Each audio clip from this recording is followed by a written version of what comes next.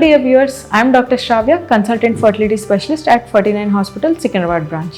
So, ఇవాళ మనం ముందు వీడియోలో డిస్కస్ చేసిన ఐవీఎఫ్ ఫెయిల్యూర్ అంటే మీరు ఐవీఎఫ్ చేయించుకొని ప్రెగ్నెన్సీ రాలేదు, నిలవలేదు, నెగిటివ్ వచ్చింది, అట్లాంటి టైంలో మనం కారణం ఏంటి అనేది చాలామంది మనసులో ఉండే అనుమానం.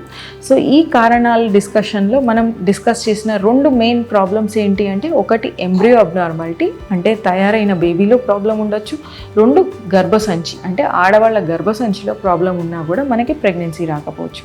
So first video part 1 embryo deal చేస్తుంది, అది మీరు మీ స్క్రోల్ లిస్ట్లో చూడొచ్చు. సెకండ్ వీడియో మనం ఇప్పుడు టాపిక్ డిస్కస్ చేసేది ఏంటంటే గర్భసంచిలో ప్రాబ్లమ్స్ గురించి. సో ఆడవాళ్ళకి మనం ఐవీఎఫ్ ఆర్ ఒక కపుల్కి ఐవీఎఫ్ అడ్వైస్ చేసినప్పుడు మనం ప్రథమంగా చూసుకునే మెయిన్గా ఆడవాళ్ళకి చూసేది ఏంటంటే, ఒకటి గర్భసంచి ఎలా ఉంది అని. బికాస్ గర్భసంచి అనేది ఇంప్లాంటేషన్, బేబీ వచ్చి అతుక్కోవటానికి ఒక ఇంపార్టెంట్ బెడ్ లాంటిది, లేదా భూమి నేల లాంటిది, అంటే మనం విత్తనాలు వేసే భూమి. సో ఈ గర్భసంచి అనేది ఎంత మంచిగా ఉంటే మనకి ప్రెగ్నెన్సీ నిలిచి కంటిన్యూ అయ్యే ఛాన్సెస్ కూడా అంత బెటర్ ఉంటాయి. సో ఈ ఎండోమెట్రియం ఆర్ గర్భసంచి అబ్నార్మాలిటీస్ ఎటువంటివి ఉంటాయి, వాటి రిలేటెడ్ ప్రాబ్లమ్స్ వల్ల మనకి సంతానలేమి ఆర్ ఐవీఎఫ్ ఫెయిల్యూర్ అయ్యే రీజన్స్ ఏంటి అనేది ఈ వీడియో ద్వారా తెలుసుకుందాం. సో మనం గర్భసంచి అబ్నార్మాలిటీస్ చూసుకుంటే మెయిన్గా ఫస్ట్ అబ్నార్మాలిటీ ఏంటి అంటే కంజెనిటల్ అనామలీస్. కొన్ని అబ్నార్మాలిటీస్ మనం పుట్టుక ముందే ఉంటాయి, అంటే తల్లి గర్భంలోనే ఉన్నప్పుడు గర్భసంచి తయారవటంలో లోపం ఉండటం వల్ల మనం పుట్టిన తర్వాత కూడా అలాగే ఉంటుంది ఆడవాళ్ళకి. సో వీటిని కంజెనిటల్ అబ్నార్మాలిటీస్ అంటారు. కొన్ని లోపాలు మనకి తర్వాత వస్తాయి, అంటే మనం లైఫ్లో ఉన్నప్పుడు మనకి ఇన్ఫెక్షన్స్ వల్ల కానీ టీబీ అట్లాంటి ఇన్ఫెక్షన్స్, లేదా ఎండోమెట్రైటిస్ అంటాము, లేదా ఫైబ్రాయిడ్స్, గడ్డలు, అడినోమైసిస్, హార్మోన్ లోపాల వల్ల గర్భసంచిలో ప్రాబ్లమ్స్ రావటం. సో సమ్ అబ్నార్మాలిటీస్ మనం పుట్టుకతో ఉంటాయి, వీటిని కంజెనిటల్ అబ్నార్మాలిటీస్ అంటారు. సో ఈ కంజెనిటల్ అబ్నార్మాలిటీస్ ఉన్న వాళ్ళకి డెఫినెట్లీ ఐవీఎఫ్ సక్సెస్ రేట్స్ అనేది normal uterus versus congenital abnormalities చూసుకుంటే సక్సెస్ రేట్ అనేది కొద్దిగా తక్కువగా ఉంటుంది. సో మెయిన్గా వాటిలో మనం చూసుకోవాల్సింది ఏంటంటే, ఈ అబ్నార్మాలిటీస్ మనం ఎలా డిటెక్ట్ చేస్తాం. దానికి ఒకటి 3D స్కాన్, రెండు హిస్ట్రోస్కోపీ పద్ధతి, హిస్ట్రో లేదా అవసరమైతే లాప్రోస్కోపీ. సో ఈ 3D స్కాన్ అంటే పెల్విక్ స్కాన్ నార్మల్ స్కానే, బట్ 3D స్కాన్లో మనకి అబ్నార్మాలిటీస్ ఏమైనా ఉన్నాయా అని తెలుస్తుంది. వాటి కన్ఫర్మేషన్కి హిస్ట్రోస్కోపీ అండ్ అవసరమైతే లాప్రోస్కోపీ చేస్తే తెలుస్తుంది. సో ఈ అబ్నార్మాలిటీస్ కూడా మనం తెలుసుకోవాల్సింది ఏంటంటే, ప్రతి అబ్నార్మాలిటీకి కరెక్షన్ అనేది ఉండదు. మేబీ సెప్టేట్ యూట్రస్కి హిస్ట్రోస్కోపిక్ గైడెడ్ కరెక్షన్ చేయొచ్చు అండ్ వాళ్ళకి ప్రెగ్నెన్సీ అవుట్కమ్స్ కూడా ఇంప్రూవ్ అవుతాయి. బట్ అలా కాకుండా గర్భసంచి రెండు భాగాలు సపరేట్గా ఉంది అంటే బైకార్నేట్ లేదా యూట్రస్ డైడెల్ఫిస్ ఉన్న వాళ్ళకి డెఫినెట్లీ సక్సెస్ రేట్స్ అనేది ఒక 10% తక్కువ ఉంటుంది. బికాస్ వాళ్ళకి ఎంబ్రియో ఇంప్లాంటేషన్ జీన్స్లో కూడా కొద్దిగా ప్రాబ్లమ్స్ ఉంటాయి. దెన్ ఇది కంజెనిటల్ కాకుండా మనకి అబ్నార్మాలిటీస్ అక్వైర్డ్ అంటే మనకి తర్వాత లైఫ్లో వచ్చే ప్రాబ్లమ్స్ ఏముంటాయి.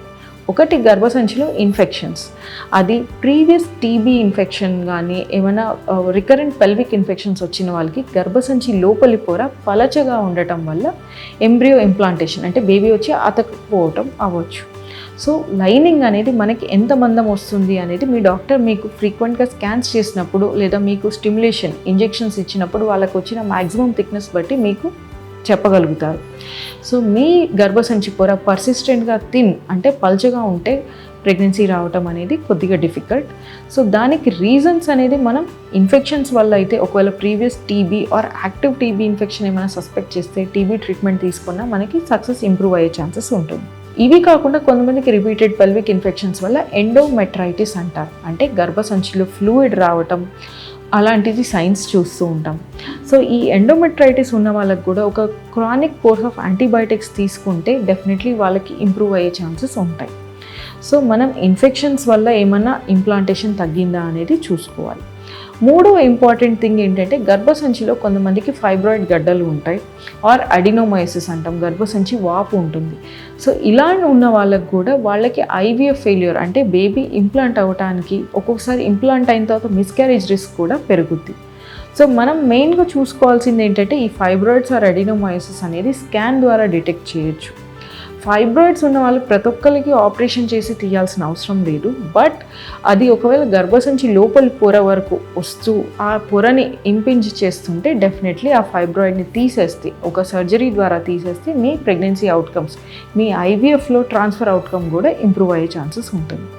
అట్లే గర్భసంచి వాపు అడినోమయోసిస్ ఉన్నప్పుడు కూడా ఈ వాపు తగ్గియటానికి మెడిసిన్స్ ఉన్నాయి. అది టాబ్లెట్ రూపం కానీ ఇంజెక్షన్ రూపం కానీ ఇచ్చి డెఫినెట్లీ వాపు కొద్దిగా తగ్గించి మీ గర్భసంచి పొర అంటే ఎండోమెట్రియం లేయర్ మనం బెటర్ తీసుకురాగలిగితే డెఫినెట్లీ మీ సక్సెస్ రేట్స్ ఇంప్రూవ్ అవుతాయి. సో మనం గర్భసంచి పొర ఎండోమెట్రియం వరకు డిస్కస్ చేసుకుంటే మనం మెయిన్గా ఐడెంటిఫై చేయాల్సింది ఏంటంటే ప్రాబ్లమ్స్ ఏమైనా ఉన్నాయా, స్పెషల్లీ రిపీట్ ఐవీఎఫ్ ఫెయిల్యూర్ వాళ్ళకి. ఇవే కాకుండా కొన్ని కనిపించని ప్రాబ్లమ్స్ ఉంటాయి. కనిపించని ప్రాబ్లమ్స్లో ఒకటి జెనెటిక్ ఇష్యూస్. మనకి ఎండోమెట్రియం గర్భసంచి పొర అనేది ఏ టైంలో అయినా ఎంబ్రియో వస్తే యాక్సెప్ట్ చేయదు. స్పెషల్లీ మనుషులకి ఒక పర్టికులర్ విండో ఆఫ్ ఇంప్లాంటేషన్ అంటాం, అంటే ఒక పర్టికులర్ టైంలోనే ఎంబ్రియోని యాక్సెప్ట్ చేసే శక్తి ఉంటుంది గర్భసంచికి. సో కొంతమందికి జెనెటిక్ ప్రాబ్లమ్స్ వల్ల ఈ window of implantation A time అయితే బేబీ అతుక్కుంటుందో అది ముందుకి వెనక్కి జరిగే అవకాశం ఉంటుంది. దీనికి ఎండోమెట్రియం రిసెప్టివిటీ అనే టెస్ట్ ఉంటుంది. సో ఈ రిసెప్టివిటీ టెస్ట్ ద్వారా మనం జీన్స్లో ఏమైనా డిస్టర్బెన్స్ ఉందా, దాన్ని బట్టి మనం ఎంబ్రియో ట్రాన్స్ఫర్ ఏమైనా టైమింగ్ అనేది మార్చాలా అనేది కూడా డిటెక్ట్ చేయొచ్చు. బట్ ఈ ఎరా టెస్ట్ అనేది యూటిలిటీ ఎంతవరకు ఉంది అనేది ఇండివిజువలైజ్ చేస్తాం. ఎందుకంటే ప్రతి ఒక్కరికి ఎరా టెస్ట్ అనేది అడ్వైస్ చేయము. స్పెషల్లీ మనకి చూడటానికి స్కాన్లో కానీ హిస్ట్రోస్కోపీలో కానీ గర్భసంచిలో ఎటువంటి ప్రాబ్లమ్స్ కనపడినప్పుడు అండ్ ఎంబ్రియోస్ కూడా చూడటానికి బాగుండి జెనెటిక్ టెస్ట్ చేసిన ఎంబ్రియోస్ కూడా నార్మల్ ఉన్న ఎంబ్రియోస్ కూడా పెట్టి అతుక్కోలేదు అనుకుంటే డెఫినెట్లీ ఎరా టెస్ట్ అనేది అడ్వైస్ చేస్తాం. సో మీకు ఈ వీడియో ద్వారా గర్భసంచి అంటే ఐవీఎఫ్ ఫెయిల్యూర్ అయ్యే వాళ్ళకి గర్భసంచి రిలేటెడ్ ప్రాబ్లమ్స్ ఏముంటాయని తెలుసుకున్నారనుకుంటున్నాను. Thank you.